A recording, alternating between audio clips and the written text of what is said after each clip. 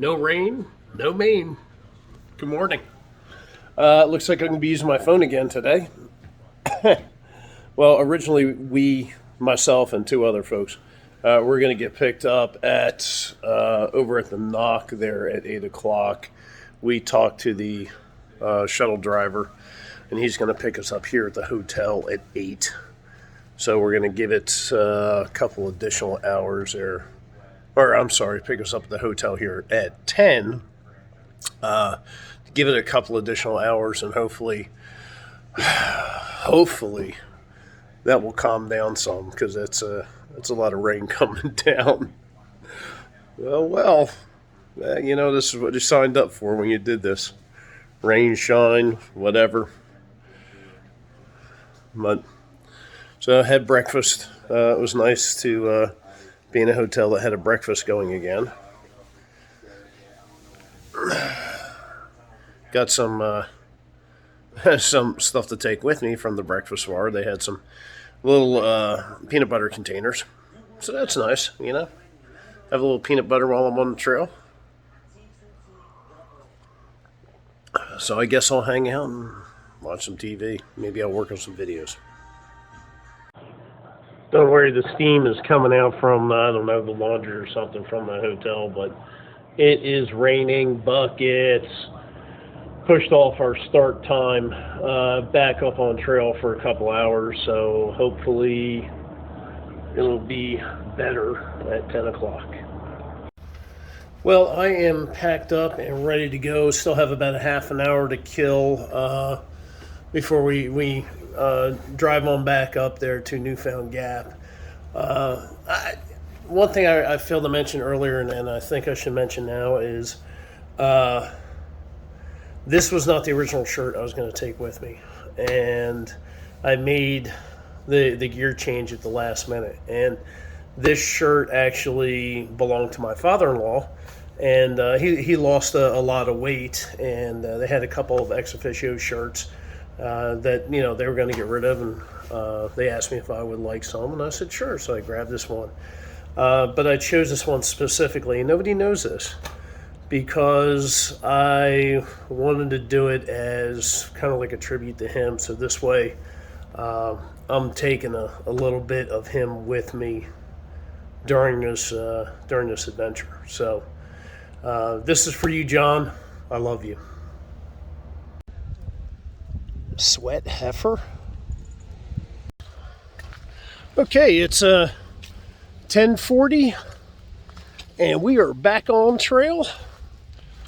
Using my phone again. The rain has subsided. However, the trees are still dripping on us, and it's still very moist out. Sorry for you who don't like the word moist. So I got to protect my electronics. And it looks like we're starting with a little climb. Rechecked, gut hook. Only have about 10 miles to go. I thought it was 12, but it's only 10. So, short day. It still puts us on track to be at the Smokies, not tomorrow, but like the day after. Hopefully. Fingers crossed. And stop at Standing Bear Hostel, do a quick little resupply, just enough to push you on the hot springs, which is like 20 miles away. So hit Standing Bear, depending what time I get in there, and maybe be in Hot Springs a day or so after that. That's the plan. That's about it. So, to quote one of my favorite hiking channel YouTubers, back on trail, man. Shit. Well, that rock looks really cool. I wonder if there's spots where areas worn away by foot traffic, or is it nature? Maybe both. That's really cool. I'd like to put that in my backyard. I'm surprised this isn't labeled as a shelter on Gut Hook. Actually, would be a cool one. So this is kind of the terrain I've been going over coming out of Newfound Gap. And it's been a lot of fun. You know, of course you're going uphill, but it's not bad. And all the water and stuff around, you know, you've got things like that running down. It's been quite enjoyable. All right. So trying out the trekking pole cam on the new trekking poles.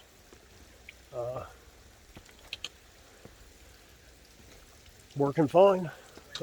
Fortunately, there's really no views to be seen, so maybe later.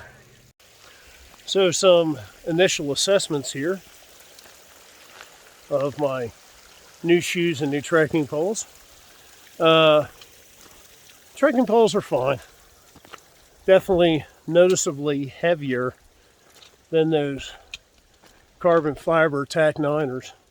Those suckers are only like 7 ounces each. These are, I don't know, they're a little bit heavier, but, you know, not going to like cause me to have muscle failure. I don't know what the hype is about Lecky. They're supposed to be like the trekking poles. The grip's okay, it's nothing special. The wrist strap, nothing special. But as long as they get me the Katahdin, that's fine.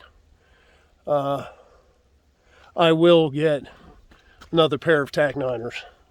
I know that much. I really like those. The shoes. Going up some rocks here. The Topo Athletic TerraVenture Thrus. Now, I did buy a pair of those shortly before I left, about a month or so. And I was going back between them and the Hoka Speed Goats as far as what I would take. I'm not a fan of zero drop, but what I do like about Ultras is that big, stupid toe box where your toes get to splay out and have a party. Love that. And the pair that I do have, I don't wear for hiking, but, you know, just going to the gym or kicking around town. My history with Topos is I bought a pair of their Hydra Ventures off of Sierra Trading Post. And one thing to note about Sierra Trading Post is it's all the leftover stuff that people haven't bought. So there could be a reason behind that. You know, it could just be overstock or whatever the deal is. But it's all the stuff that did not sell in the stores. So anyway, I bought the Hydra Ventures, wore them for a few times. Wore them in the snow. My feet still got wet. They're supposed to be waterproof. But worst of all, they made a sound. The waterproof sleeve, I guess, that was inside was noisy when you walked. So, not happy. Got rid of them. Fast forward to, you know, before I left, and I bought the TerraVenture 3s, and I was wearing them on day hikes, shakedown hikes, and I'd do a few with those, and then I'd go with the Hokas and kind of compare one against the other, see which one I liked. But in the end, I went for the additional cushioning of the Hokas. And they already had about 100 miles on them.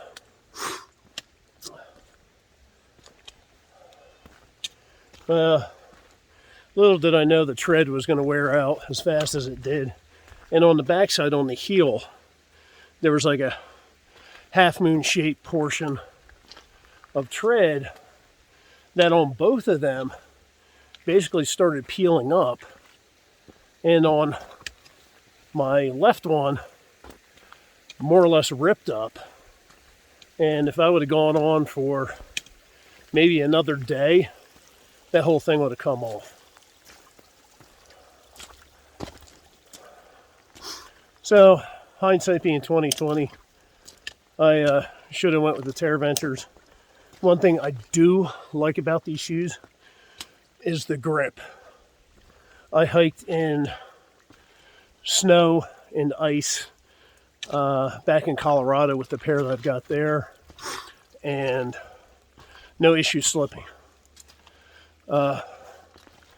Worked very well, you know, and maybe that's because the owner of Topo was the guy who came up with the Vibram sole. But yeah, grip wise, good shoes. So I'll wear the pair that I got until the tread dies on those, and maybe save a couple of bucks. Ask Mrs. Outdoors to forward my pair back home out to me. So far, so good. And another positive note is with the rain that came in, the snow, the slush, and all that is gone. And it's mostly just water, not really dealing with too much mud. And that's a good thing. I'd rather have this terrain than what I had coming down from Klingman's Dome. I can deal with this all day long. Okay, I've babbled for 6 minutes and 35 seconds. Let me pay attention to what I'm supposed to be doing. So it's almost an hour since I started. I don't know what distance I've got done. Maybe probably 2 miles. But it's been all uphill. But it's been really enjoyable. This is the first part of the downhill that I've seen right now. I don't know how many feet of elevation. Really, I didn't think it was strenuous. But I was just having a great time. Just trying to rain a little bit here and there. Plus what's dripping down from the trees. It's not cold, so I'm not going to put on a rain jacket, because if I put on a rain jacket, that's going to get soaked from the outside, and then for me already being a little wet and sweaty, it's going to get soaked on the inside and just render the whole thing worthless. So as long as I'm warm, I'm going with what I got. But I don't know, maybe I'll check and see how far I've gone and what the elevation change has been.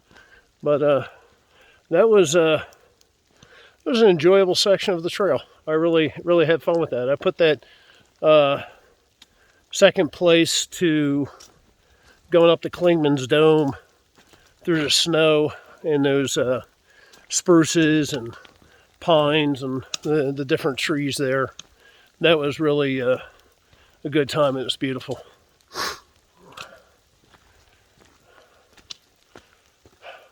Who would have thought out walking in the rain with, 30 pounds on your back in a place totally different from your home state would be fun.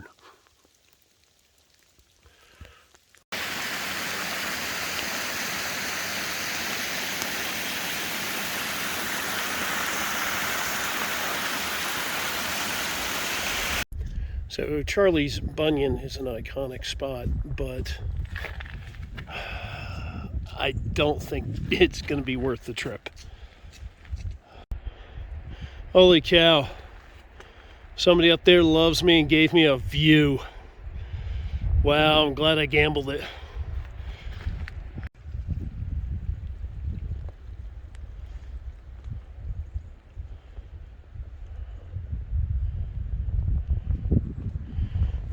Okay, that's Charlie's Bunion right there. I'm not going to risk climbing up on those wet rocks being out here all by myself because it's a hell of a drop from the other side.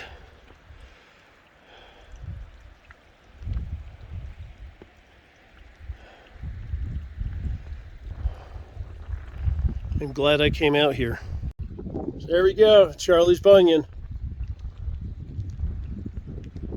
Iconic. That looks like somebody's garden back home. Wow, that is really neat. Nature, yo.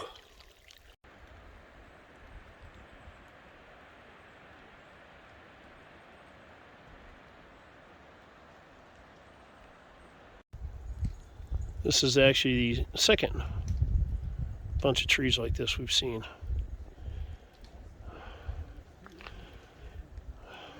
Wow. So, nice hair. So today was about a little bit more than 10 miles. I'm at Peck's Corner Shelter. Just kind of hanging out. It rained. Well, you saw the video all day. So I had a great time. Had a really fun time hiking today. Tomorrow, 13-mile day. And that will set us up for like an easy 9-mile. And that'll get us out of the Smokies. And I was just thinking about it. I need to resupply when I get out of Smokies, and I can do that Standing Bear Hostel. So what I might do then is just spend a night there. You know, spend the night, do my resupply, take a shower, and then we can push on into Hot Springs. So that might be the plan. We'll see. But I'm going to call it an early day, and I'm going to watch some movies and just kind of hang out in my tent. All my clothes from hiking are soaked. I've got them hanging outside on trees. We might get more rain tonight. I don't know, but okay, gee, they're going to get more wet. If not, maybe they'll dry out some. So I'm just going to leave them outside. I've got dry clothes here that I can hike in tomorrow. All right, folks. Thanks for watching. Appreciate it.